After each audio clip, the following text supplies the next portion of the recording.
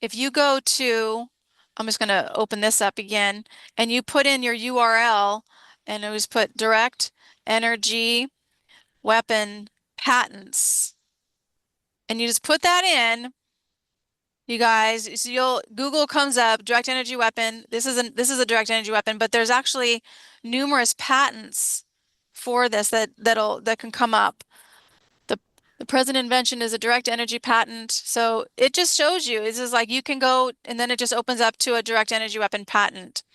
But there's many of them. World intellectual property. And how long have you been studying this, Captain I Matt, started with studying directed energy weapons right after the Paradise Fire. I'm sorry, right after the Tubbs Fire. I had a friend, John Lord, who he's the one I went to and investigated Paradise with. But after the Tubbs Fire, we kind of put our heads together and started looking up directed energy weapons, and that's when, like, oh my God, that explains it all, explains everything. And there's a lot of patents, directed energy weapon patents, and I'm sure, and this was 2017. I'm sure there's a lot more now because that was actually 8 years ago or 7.5 years ago.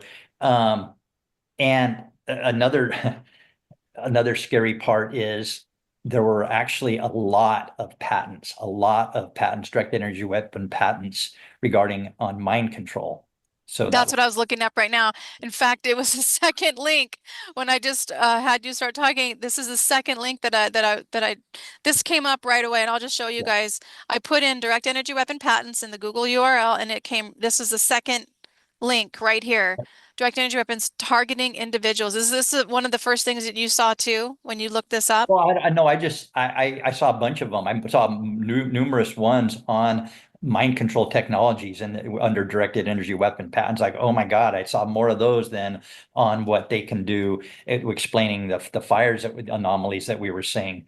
But so it's really we're living in crazy times right now. We're living in crazy Yeah. times, and as long as the deep state, globalists, bad guys, whatever you want to call them, as long as they have their hands on these levers, and you can tell they do by watching them spray, then every type of nasty weather event, you need to understand that it is what they want. It's being controlled, it's being done, whether it's a hurricane, the tornadoes, the floods, whatever, because they have their hands on the levers that decide what the weather is going to do. They have the HAARP facilities around the world, which is the High Frequency Active Aurora Research Project, which heats up the ionosphere, creates different pressure zones, moves the jet stream around, and this is how they can steer hurricanes, and they can create the winds that they want, make it rain where they want, but you'll never hear them talk about using these technologies to combat any of these fires or